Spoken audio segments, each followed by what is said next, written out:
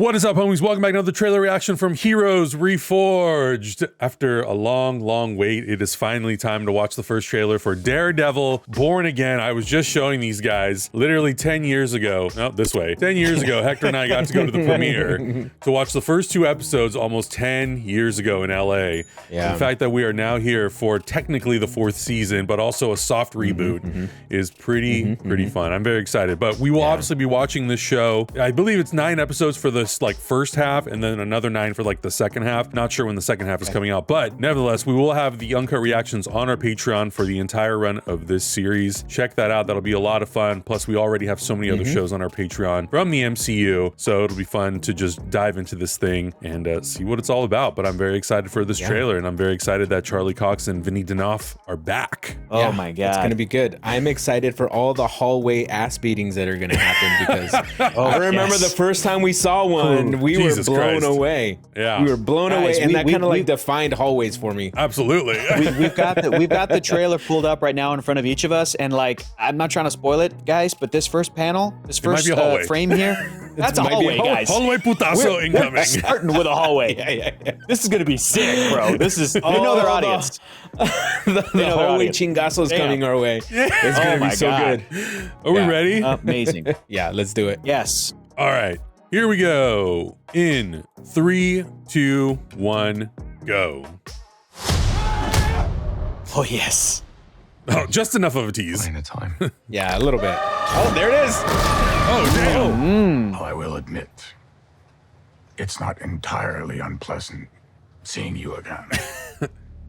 Oh, he got married. Big guy. Interesting. Yeah. Oh, no, he he's was married to already married, Vanessa. wasn't he? Yeah. By the look of it. Yeah, Daredevil beat his ass on his wedding day. That's right. Same about you. The mayor serves his city. Yeah. Yes. I can see you're not entirely convinced. How could I be? Can you blame me? Yeah. I can't shake the feeling that you're gaming the system. Why did you stop being a vigilante? The line was crossed. A line was crossed. Interesting. It's hard to come to terms with a violent nature. Hating the power it has over us.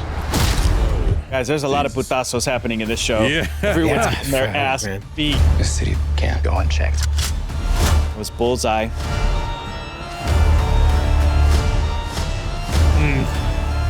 Sometimes peace needs to be broken.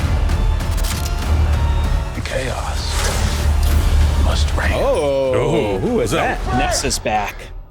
Hey. Oh. Am I putting the hatchet down? Oh, my God. My guy. Okay. I used to believe in grace. Karen and that's White Tiger. White Tiger, Nice. I was also raised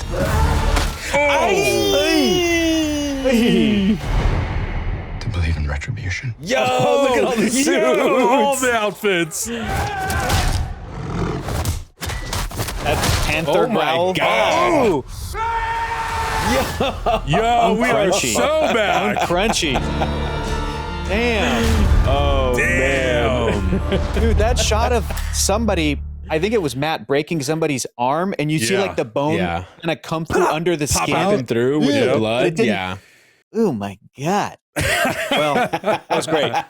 Well, I do Guys, think it that feels so much like the Netflix Daredevil. It's crazy. it does. Yeah, I was going to say that I do think that it is a really good setup to, again, leaning into the title Born Again, because initially the whole idea of this show was that it was not going to take into consideration the events of the Daredevil Netflix series, the entire Defenders sort of universe, right? It was going to sort of let me forge just its let me own just say something about that. Yeah. Yes, let me say something about that. I think what happened. This is just my speculation. I have no idea. So if anybody who's watching this right now works on this show, hit your boys up, let us know in the DMs, discreet. But I think what happened was Marvel Studios for a long time, before Avengers Endgame and after, and with the like absorption of this as a TV property that they now controlled versus Netflix, airing and them absorbing like the ABC television, which this was still like a ABC television production, the original Netflix Daredevil. It was just airing on Netflix. It was still made by TV people, which was a separate thing than Marvel Studios. I think everybody at Marvel Studios, the movie people, were always like, yeah, that stuff's not really canon. Even if their parent company's like, no, it is. It's canon. It's in your franchise. Yeah. And I think that only with the embracing of this show and the ones surrounding it, I have to shout out Jessica Jones, Luke Cage, Defenders, even a little bit of Iron Fist. He's included in there, but like, I know everybody dogs on Iron Fist, but Danny Rand in Defenders is cool. Sorry, like him and Luke sometimes were good. The point I'm trying to make is fans embrace these actors so much that even after they had like absorbed the rights back, Marvel Studios was like, look, we have the rights to Matt Murdock. Let's not waste an opportunity here. This is a good opportunity. Let's just have Charlie Cox cameo as him in Spider-Man. Why not? And then, hell, let's give him his show and let's do this and do that. But I think Marvel Studios was so hesitant to fully embrace all of those episodes. It's a lot of episodes, dude. We've done the math. It's a lot. 72. For them to fully embrace every single thing that happened in there. Luke Cage and Jessica Jones and Iron Fist. Bro, the same thing happened with Marvel Studios introduced the Darkhold in WandaVision. But for fans of the TV show Agents of S.H.I.E.L.D., they had already done the Darkhold. And it felt like Marvel Studios just like didn't know that. Like they weren't aware. They're like, oh, okay, well, ours looks completely different. It sort of discounts whatever came before. And that's a bummer. Those inconsistencies in those franchises are the bummer. But really, you can't pin it on Marvel Studios. That wasn't their show technically. But I think they were so hesitant to embrace all that stuff. Yeah. That really, when Hawkeye started coming out and Wilson Fisk is in the damn show, people are asking the head of Marvel Television, Brad Winterbaum, people are asking Marvel Studios, officials like, so is it all canon? And Brad was like, well, I think Marvel Studios, I don't think he was... Yeah, he wasn't speaking for himself. He was trying to be, politically correct. He was trying to be like a diplomatic. He goes, I think they haven't quite embraced it, but he was like, personally, I consider it canon and, just keep telling the story as though it is. So when they were making Daredevil, I think the switch came halfway through the production of this, that I believe people that worked on Daredevil Reborn were like, Born Again, were like, you have to count it as canon.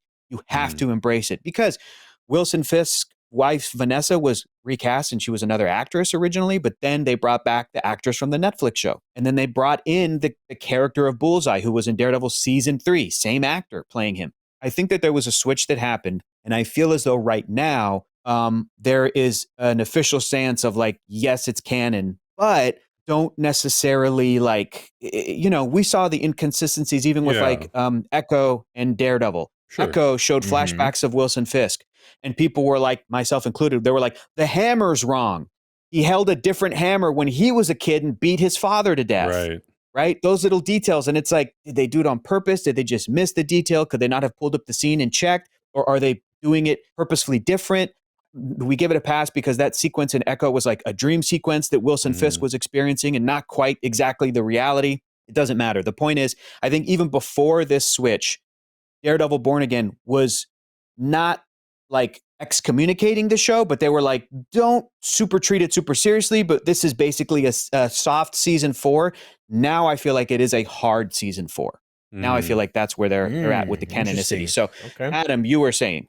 Yeah, well, and the other thing too, the way that I kind of look at it, and this is just like comic book brain, when you look at multiverses, the way that I kind of treat these things sometimes is when they absorb something that was from like another universe or from another network or production studio or whatever, in my brain, I'm kind of like, yeah, you like generally accept most of the major events and all the details and all the fine print. And you're like, we kind of fudge it, because I feel like that's the easiest way to kind of just accept that, like, yeah, it's a season 4, but it's also a soft reboot, but they're also like not ignoring the events. It's no different than Peacemaker season 1 to season 2. It's no different than some of the things that DC Studios is absorbing into their current new universe and ignoring other things. Yeah. And at this point, I feel like the audience, we know these universes well enough. And some of us who are not even, and some people who are not even comic book fans have kind of accepted like, yeah, it's all kind of part of the same thing, but it's not all 100%. And at this point, it's fine. You've had 10 years now to watch all of this stuff, absorb it. Most people are now online, so they know the back and forth, the controversies of, is it canon, is it not canon? Some people who just don't care and are not as like plugged in, don't care anyways. Like if they saw the Netflix show and they loved those characters and they loved those actors, they're going to watch the trailer and be excited to watch it. most of them are not going to revisit those original episodes. And so they're not going to question all those details. It's mostly going to be people like us who are looking at it going like, is that the right hammer? But I feel like for the most part, no one's going to be paying attention to that sort of a detail. So I think if anything, it's like you're saying, audiences really embraced Charlie Cox. They really embraced Vincent D'Onofrio, Eldon Henson, Deborah Ann Woll, John Bernthal. Yes. And I think that to me is like almost more important than being beholden to every detail of what those first three seasons were. Agreed. You know, because that's what people came to love. So I think that's where all the excitement lies, is the fact that these actors are getting sort of a second life. And now they get to play in an even bigger sandbox than the Defenders universe. Now you can have Spider-Man potentially show up in Daredevil, Doctor Strange, all these amazing Marvel characters. And I think Marvel recognized that when they took Marvel Studios and it became more than just Marvel Studios. They subdivided it into Marvel Studios, Marvel Television, Marvel Animation. And now all of it all just kind of exists under one umbrella. Whether or not they decide to weave things in, unless they explicitly say this is a multiverse story, this does not tie into the main continuity, right? Then you just kind of accept it all as one thing, which I think is totally fine. Yep. I think also my frustration is that in the past I've seen this argument, but it's only used by mostly bros, but it's used by these comic book fans that will say, oh, no, it's not canon because I want to keep Daredevil separate because I think that's good. And I don't think the MCU proper is good. I don't like She-Hulk. That's not canon to me. But the Netflix Daredevil is canon because it was rated R and brutal, and I want that to be a separate universe. There's no way Disney would ever acknowledge that. And to which I say, they did Deadpool and Wolverine. They're doing rated R stuff. It's the thing that I have been saying for years. It's the stuff I've been saying for, we've had this conversation so many times where it's like, there's no reason why a Marvel Studios owned by Disney wouldn't want to. Again, Disney made the original Netflix Daredevil show. That's still Disney. That's still their television production that did it. So there's no reason for them not to acknowledge that there's different tones. It's just that some comic book bros, they just want to keep their... I point to the example in the comics. One of my favorites is Wilson Fisk in the original Born Again comics is brutal, right? Those Frank Miller comics, they're really gritty. They're awesome. But the great thing about Marvel Comics in this shared universe is that you can read Moon Girl and Devil Dinosaur, which is a comic book for children, but it is set in the Marvel Comics universe, and Wilson Fisk shows up in that, and it's the same character. And sometimes that breaks comic book bros' brains where they're like, no, I can't, no, that's for babies, and this is cool. And I'm like, it's the same character. And if you can't acknowledge that there's just different tonalities and different stories doing different things, but it's supposed to be the same character that goes through those experiences, and that's what makes it awesome. That's what makes awesome, frankly, Moon Girl and Devil Dinosaur awesome, is that that's the same Wilson Fisk, the mayor, who went through the events of Born Again. You could read, as an adult, you can read comics and go, this dude killed people with his bare hands, but now he's running for mayor and he's got a daughter, an adopted daughter in the same school as Moon Girl. It's great. Who gives a shit? It's all fun, And also, I feel like it just adds complexity to the characters. Absolutely. And I prefer that to something where it's like, well, this, Superman is different than this Superman is different than this Superman. All the universes are different. That's fine. But it's really cool to be able to point to different stories and go, this all happened to the same character. This all happened to the same universe, So that's always been my frustration, is when people use that canon argument. It's that toxic fandom of like, I think the Star Wars prequels aren't canon, because I heard that growing up, and it's like, they are. You embrace it. I think the sequels aren't canon. They are. And the only reason people have those arguments, the same with Star Trek, the same with everything, they use it as an excuse to go, I'm now going to be able to talk trash about this thing, but not about this thing, because this is I'm considering this canon, or this creator said this, or this producer said this, or whatever. It's all good, baby. It's all gravy. And the important thing is that we win in the end. So who gives a fuck? Again, exactly. I remember the fear of these announcements of this show. It's like, oh, great, they're going to Disneyfy it. Oh, great, they don't know what they're doing. They're going to make it looks like Daredevil season 4. It looks like the Netflix show, which is crazy, and it's awesome. So really excited. I'm just excited. I'm just excited to see people get hurt. I'm just excited for bones to break. I'm excited for bones to break. No, I'm just kidding. But Hector, everything you said is absolutely valid. I don't like giving those internet trolls validity at all, because they don't get to decide what's canon or not. The show tells you what is and what is not canon. So it doesn't matter what they think or what they say because it's there. Whether they want to be delusional or not, that's up to them. And that's when we can ignore them and we can tell them to go away and they don't belong here because our channel is not that kind of a channel. So I'm anxiously waiting to see how they kind of address this. I think a lot since the Daredevil Netflix show has come out, the MCU has turned into a completely different beast. And so there's a lot of leeway to really kind of do things and pick and choose things. The multiverse kind of set it on its head. And so there's just a lot of things that you can do. I think people are used to characters changing and IPs moving and stuff like that to where they don't necessarily even have to fully address why they make some of those changes, but they can just say, hey, this is canon now. Like that has always been canon. This is canon. Whether you accept it or not, it is what it is. That's how we're moving forward. You can come with us or you cannot. That's up to you. But I'm just really excited to see how they address this because a show like Daredevil has such a diehard fandom behind it and the actors particularly that I think the writers acknowledge that. The Disney obviously acknowledges that because they're bringing it back and calling it Born Again. Like that's huge. That's really huge to say, hey, we're acknowledging what happened in the past and we're going to do something really cool with it in the future. So just come along with us and you'll see our cool new ideas because I frankly don't know how they're going to present this, but I'm looking forward to it. Yeah, dude, Wilson Fisk as mayor is like such a good idea. It's such a great thing that they took from the comics. And I think there's a line in the trailer where they say something about rain. And I haven't read all those comics yet, but Devil's Reign is a story arc where Wilson Fisk is the mayor. I was going to say the Kingpin, the mayor of New York City. And you know what's really exciting? You know who becomes mayor after him? And I don't know how he stops being mayor. I'm hoping it's a great, juicy, dramatic story. But who becomes mayor after Wilson Fisk? My man, Luke Cage, dude. It's Luke Cage's time. So I'm really hoping Luke is in this show. Interesting. Like, there's so much potentiality, dude. This is so great. This is so great. When did you stop being a vigilante? This is awesome. Well, and I think it's really smart the way that they're approaching this again, because it is the Born Again title. So it's not only speaking to the story, but it's also, like you're saying, speaking to bringing back all these actors. Like that's part of the point of doing it, right?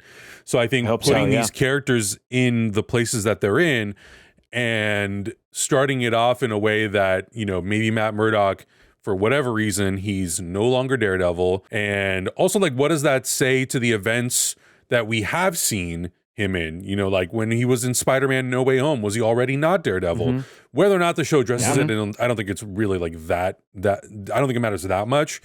But the one thing that I was thinking of though was at the beginning of the first episode, will there or won't there be a previously on? Oh, great question. Oh, that's interesting. a great question. Interesting. Like, will there be wasn't there something? previously on for Echo? Wasn't there a previously on, and then they used footage of the Daredevil show? Am I wrong? Hawkeye and maybe Daredevil too a little bit. Yeah, I can't remember. But again, that's the fun. I don't know. That's the fun part.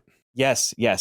And so the line that I was thinking of is "Chaos must reign," which is awesome that they're going to do that. I mean, we knew about this Kingpin as the mayor. I think we are going to see in the timeline. It's really fun because Matt Murdock is just a really good lawyer at the end of 2024. And then also at the end of 2024, Kingpin gets shot in the face by Echo. And then we see that play out 6 months later in the middle of 2025 in the show Echo. But if you remember in Echo, she has a flashback to during the blip. I was going to say during the pandemic. No, during the 5-year blip when Kingpin is alive, but also Daredevil is alive. So they're both active during that time. So I mean, do they avoid each other? Do they fight each other? What happens during the Thanos snap in those 5 years? I would love for this show to get into that because Kingpin in this says, you know, it's been a while since I've seen you. And I'm like, what's he been doing? What's going on? Unless this has a little bit of a time jump. Obviously became mayor. You know, he ran for mayor. Exactly. Exactly. So we could be, it's a big deal. This show could be taking place in the year 2026, which is about a year after Echo. Right. And 2026 is also where the current MCU is. It's where Agatha All Along is. It's where I think the Marvels is and Captain America Brave New World, I think. So the timeline is going to be a really interesting thing to play with. But like that means that it'll be 10 years since Daredevil was active in the Marvel Cinematic Universe in 2015. More than 10 years that he was fighting Kingpin. We saw the yellow helmet there, but he's got a red costume on. So like this is post She-Hulk. But yeah, did he decide to not be active as Daredevil after the events of She-Hulk and Echo? because She-Hulk was also 2025, I believe, takes place in the year 2025. And that was after the events of Echo, but Echo only showed Daredevil in a flashback. You can see me going through it right now. Anyway, guys, we'll design a graphic. We'll explain everything. Don't worry.